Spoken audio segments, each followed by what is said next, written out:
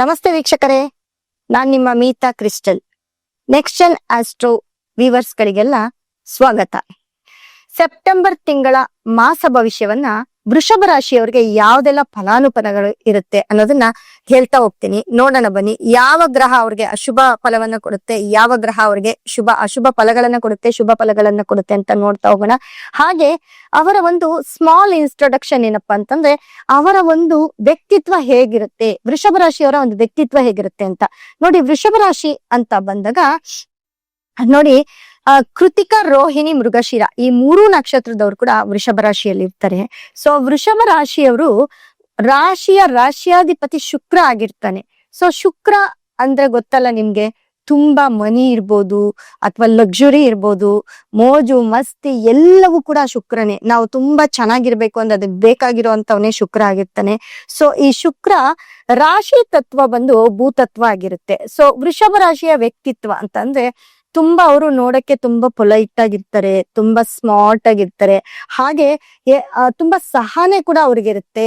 ಏನಾದ್ರೂ ಮಾಡ್ಬೇಕು, ಮತ್ತೆ ಐಶ್ವರ್ಯ, ಸೌಂದರ್ಯ, ಕಲೆ ಎಲ್ಲದರಲ್ಲೂ ಕೂಡ ಅವರು ತುಂಬಾ ಫಾಸ್ಟ್ ಇರ್ತಾರೆ ಅಂತ ಹೇಳ್ತೀವಿ. ಸಂಗೀತ ಆಗಿರ್ಬೋದು ಅಥವಾ ಅವರು ಸಿನಿಮಾ ರಂಗದಲ್ಲಾಗಿರ್ಬೋದು, ಈ ತರ ಒಂದು ರಂಗಭೂಮಿಯಲ್ಲಾಗಿರ್ಬೋದು, ಎಲ್ಲದರಲ್ಲೂ ಅವರು ತುಂಬಾ ಮುಂದೆ ಇರ್ತಾರೆ. ಮುಖ್ಯವಾಗಿ ವೃಷಭ ರಾಶಿಯವರು ಯಾವುದೇ ಒಂದು ಅವ್ರಿಗೆ, ಯಾಕಂದ್ರೆ ಕುಟುಂಬದಲ್ಲಿ ತುಂಬಾ ಆಸ್ತಿವಂತರಾಗಿರ್ತಾರೆ, ಮತ್ತೆ ಹಣವಂತರಾಗಿರ್ತಾರೆ.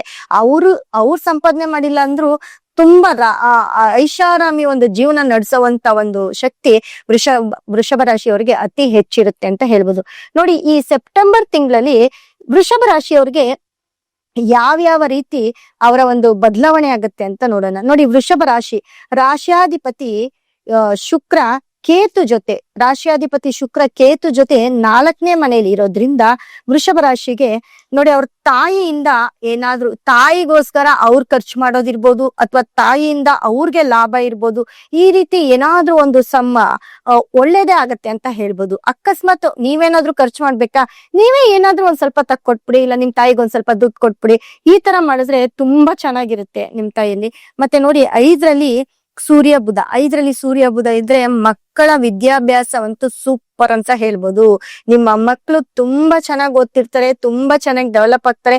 ಹಾಗೆ ಅವರ ಒಂದು ಏಳಿಗೆಯನ್ನ ತುಂಬಾ ನೋಡ್ತೀರಿ ನೀವು. ಅವರ ಒಂದು ಏಳಿಗೆ ಆಗಿರ್ಬೋದು ಅಥವಾ ಅವರ ಒಂದು ಪ್ರೋಗ್ರೆಸ್ ಆಗಿರ್ಬೋದು. ನಿಮ್ ಮಕ್ಳಿಗೆ ಎಲ್ಲೋ ಒಂದ್ ಕಡೆ ಗೌರ್ಮೆಂಟ್ ಜಾಬ್ ಸಿಕ್ಕೋದಾಗಿರ್ಬೋದು, ಅಥವಾ ಗೌರ್ಮೆಂಟ್ ಕೆಲ್ಸದಲ್ಲಿ ಇದ್ರೆ ಅವ್ರಿಗೆ ಪ್ರಮೋಷನ್ ಆಗಿರ್ಬೋದು, ಅಥವಾ ಯಾವ್ದಾದ್ರು ಕೆಲ್ಸಕ್ಕೆ ಅಪ್ಲಿಕೇಶನ್ ಹಾಕಿದ್ರೆ ಖಂಡಿತವಾಗ್ಲು ಅದು ಯಾವ್ದೇ ಕೆಲ್ಸ ಆಗಿರ್ಲಿ, ಒಂದು ಒಳ್ಳೆ ರೀತಿ ಕೆಲ್ಸ ಸಿಕ್ಕೋ ಚಾನ್ಸಸ್ ಕೂಡ ಸೆಪ್ಟೆಂಬರ್ ತಿಂಗಳಲ್ಲಿ ವೃಷಭ ರಾಶಿಯವರ ಮನೆಯಲ್ಲಿ ಖಂಡಿತವಾಗ್ಲು ನಡೆಯುತ್ತೆ ಅಂತ ಹೇಳ್ಬೋದು.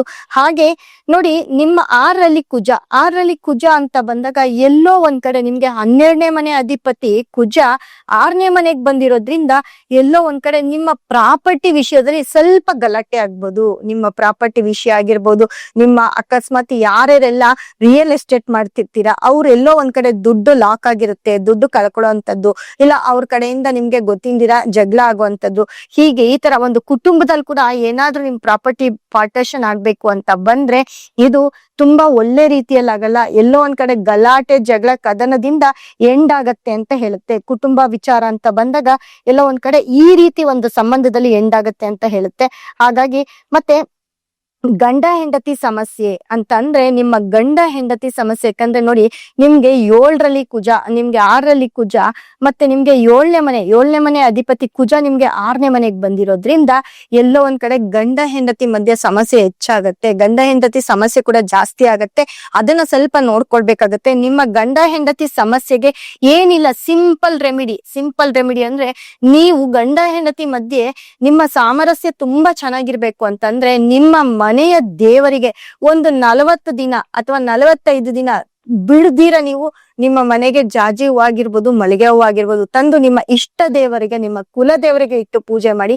ಅಥವಾ ಈ ತಿಂಗಳು ನಿಮ್ಮ ಮನೆ ದೇವರು ಎಲ್ಲಾದ್ರೂ ಇದ್ರೆ ಖಂಡಿತವಾಗ್ಲೂ ಹೋಗಿ ಮನೆ ದೇವರ ಒಂದು ದರ್ಶನ ಮಾಡ್ಕೊ ಬನ್ನಿ, ತುಂಬಾ ಒಳ್ಳೇದಾಗತ್ತೆ ಅಂತ ಹೇಳ್ತೀನಿ.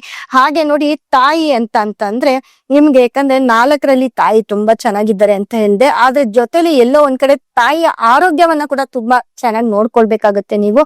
ಹಾಗೆ ಮತ್ತೆ ನೋಡಿ, ನಿಮ್ಗೆ 11ನೇ ಮನೆಯಲ್ಲಿ ಶನಿ, 11ನೇ ಮನೆಯಲ್ಲಿ ಶನಿ, 10ನೇ ಮನೆಯಲ್ಲಿ ರಾಹು ಇರೋದ್ರಿಂದ ಕೆಲಸದ ವಿಚಾರ ಅಂತ ಬಂದಾಗ ತುಂಬಾ ಚೆನ್ನಾಗಿ ಆಗ್ತಿರುತ್ತೆ. ಆದ್ರೆ ಕೆಲ್ಸದವ್ರ ಕಡೆಯಿಂದ ಎಲ್ಲೋ ಒಂದ್ ಕಡೆ ಸಣ್ಣ ಪ್ರಾಬ್ಲಮ್ ಆಗ್ತಿರುತ್ತೆ. ಅಂದ್ರೆ ನಿಮ್ಮ ಮಾತು ಅವ್ರು ಕೇಳ್ದಿರ ಇರ್ಬೋದು, ಅಥವಾ ಅವ್ರ ಮಾತು ನೀವು ಕೇಳ್ದಿರ ಇರ್ಬೋದು. ಹಿಂಗೆ ಮಿಸ್ಅಂಡರ್ಸ್ಟ್ಯಾಂಡಿಂಗ್ ಜಾಸ್ತಿ ಆಗ್ತದೆ. ಅದು ಬಿಟ್ರೆ ಈ ತಿಂಗಳು ಸೆಪ್ಟೆಂಬರ್ ತಿಂಗಳಲ್ಲಿ ವೃಷಭ ರಾಶಿಯವರು ಯಾವ್ದಾದ್ರು ಒಂದು ಶುಭ ಕಾರ್ಯವನ್ನ ಮಾಡ್ತೀರಾ, ಇಲ್ಲ ಒಂದು ಮನೆಗಿನೇ ಕಟ್ಟೋ ಪ್ಲಾನ್ ಇದ್ರೆ ಖಂಡಿತವಾಗ್ಲೂ ಅದು ಕೂಡ ನೆರವೇರುತ್ತೆ ಅಂತ ಹೇಳ್ತಾ ಮುಂದಿನ ವಿಡಿಯೋದಲ್ಲಿ ಮತ್ತಷ್ಟು ಮಾಹಿತಿಯನ್ನ ಹೇಳ್ತಾ ಹೋಗ್ತೇನೆ. ಧನ್ಯವಾದ ವೀಕ್ಷಕರೇ.